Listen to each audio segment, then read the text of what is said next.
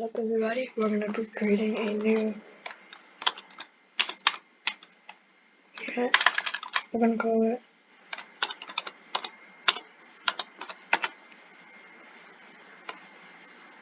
not a Let's Play, that'd be stupid. Sound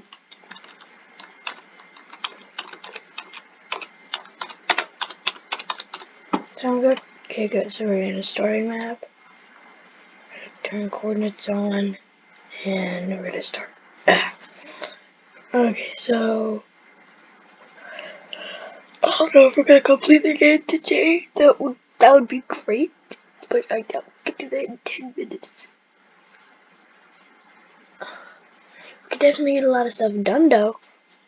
Hold on. Oh, crap.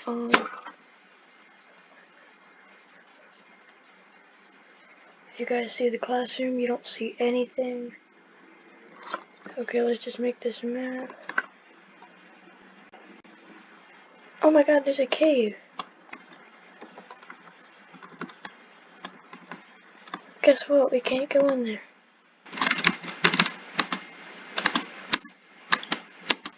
We should just mine this whole tree up right now. Because we're gonna need this. Hold on.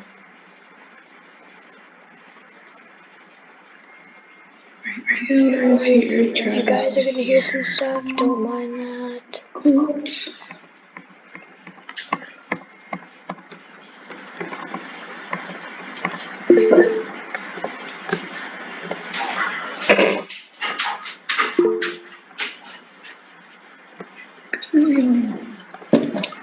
Okay.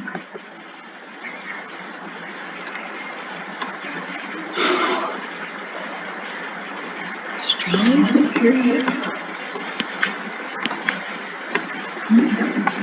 Okay, so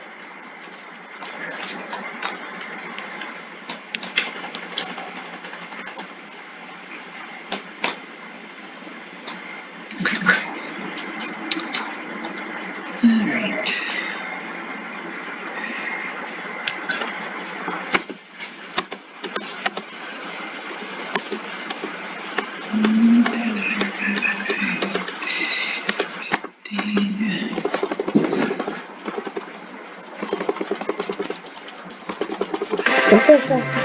oh my god, you guys are not hearing that.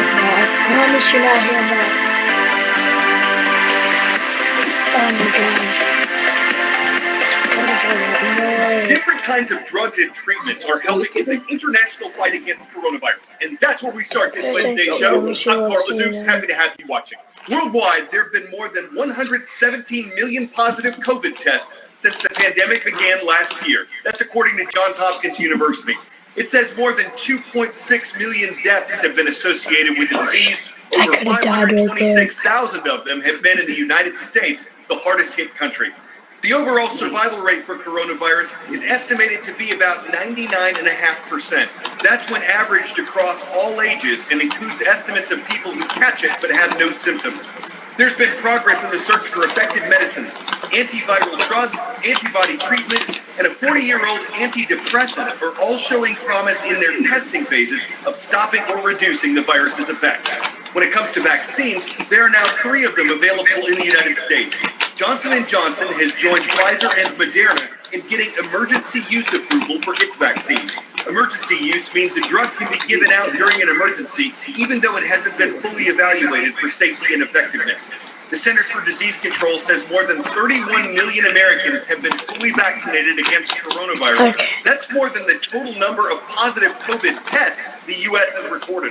Medical researchers say the vaccines help protect people against catching COVID-19, and that there's growing evidence they help prevent the spread of COVID-19.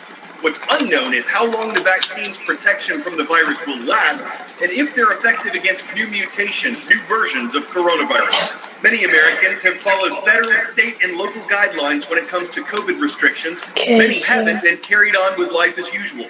For those who've been vaccinated, the government's guidelines are changing. We are starting to turn a corner. For the more than 31 million Americans fully vaccinated, some new guidance from the CDC. Now, the fully vaccinated can visit with other fully vaccinated people indoors. No masks or social distancing required. They can also have indoor visits with low-risk unvaccinated individuals from a single household without masks or social distancing. If grandparents have been vaccinated, they can visit their daughter and her family, even if they have not been vaccinated. And if exposed to someone who is COVID-19 positive, fully vaccinated individuals no longer need to quarantine if they are asymptomatic. But travel is still discouraged, so is hanging out in large crowds. And wearing masks and physical distancing in public is strongly encouraged, even if you're fully vaccinated. If you've been waiting to get a haircut or see the dentist, you can do that. But it's not an all clear. We're not done yet. COVID isn't done with us. The variants are still a risk. While coronavirus-related deaths and hospitalizations are on the decline, new infections in the United States are plateauing at high levels. Oh my god, we gotta 10-second find a trivia. person to do What was invented by Cornelius Drebbel in 1620? Submarine, syringe, pendulum clock, or coal-burning oven? Pendulum clock. The Dutch inventor created the world's first submarine. It was probably a type of leather-covered rowboat. Sea stations and sea slugs are our next story. Ocean research facilities have been built underwater before, but we reported on how it would likely cost more to build a deep ocean research station than it would to put a facility on the moon.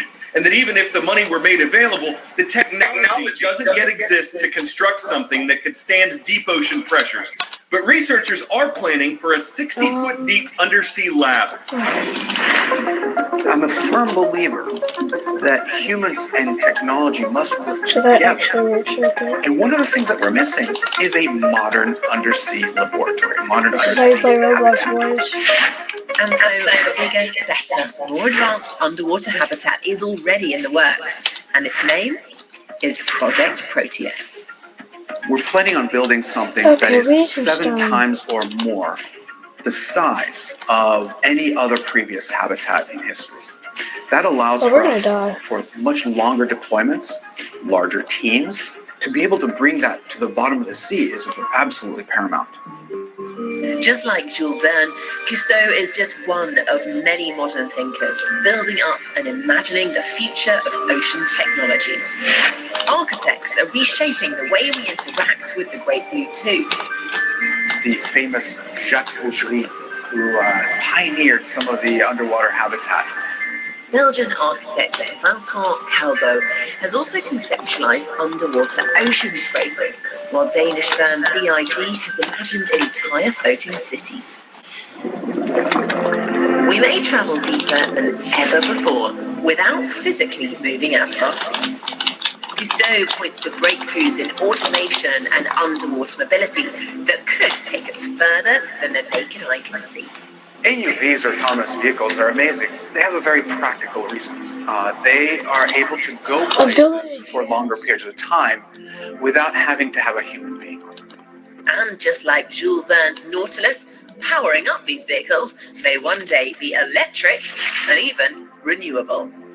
There's enough energy that can be extracted from the ocean to power the world's current needs without creating significant environmental After we get some impact. food. One such piece of technology is called OTEC, Ocean Thermal Energy Conversion. OTEC converts the cold water temperature from the deep water to the fairly warm surface temperature to create energy. Imagine how amazing that piece of technology could be to help solving some of the climate change related issues. As we continue to develop, as we continue to expand, as we continue to add more people on this planet that will need that energy. So where does that leave us now? Will these breakthroughs take us further and deeper into the ocean, and like Cousteau, we may one day find ourselves living there? Well, maybe not just yet. It is absolutely possible. Is it desirable? That is something I'm on the fence on. For now, just like his grandfather, the future of technology lays in exploring this untouched frontier. My grandfather, he was a pioneer. He inspired hundreds of millions around the world for over 5 decades. It opens my eyes to what is possible out there, what does need to happen, and what should be learned from our ocean world.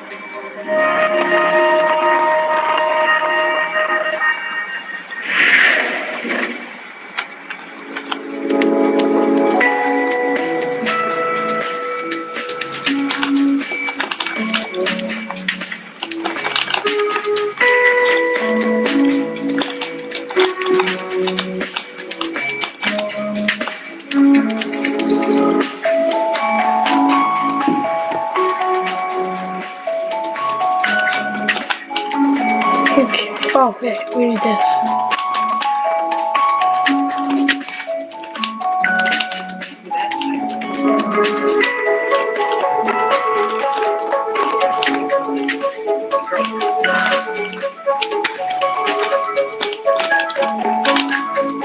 Okay, so Austin's going down lights.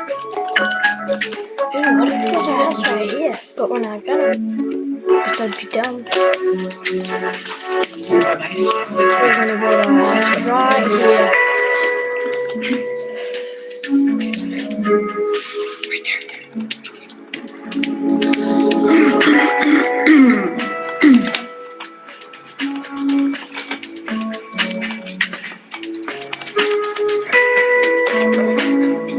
I broke a bed, didn't I?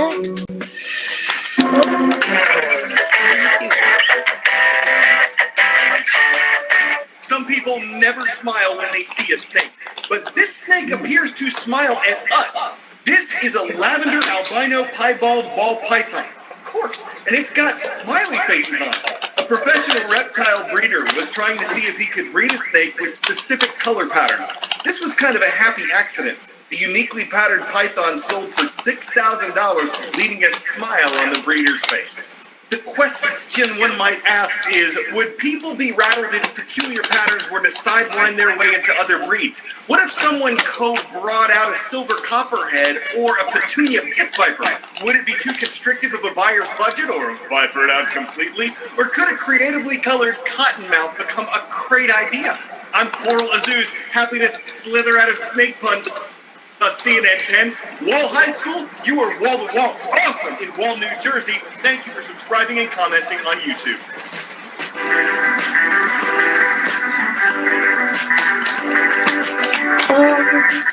This one I do.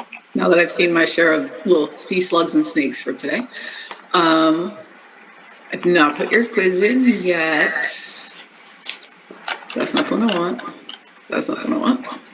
To be honest, sea slugs look better than banana slugs. Anything sluggy, sea creaturey, snake slithery. Whoa. Sea cucumbers. Oh, no, gross. Those are actually poisonous. Like, if you eat them, or they're poisonous if they, like, do something to you? I think they're poisonous, like, if you touch them. That's interesting. I'll make sure I don't touch one. Alright, get the link in here for your quiz. Copy.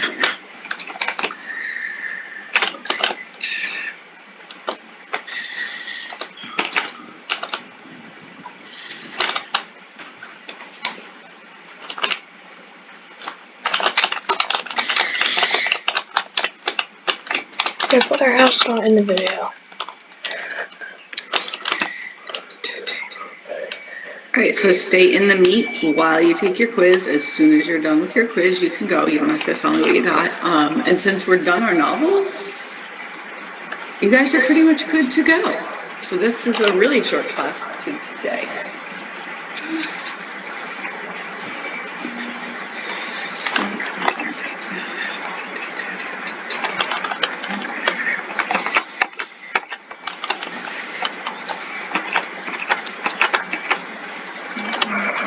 We built the frame of our house, so I have to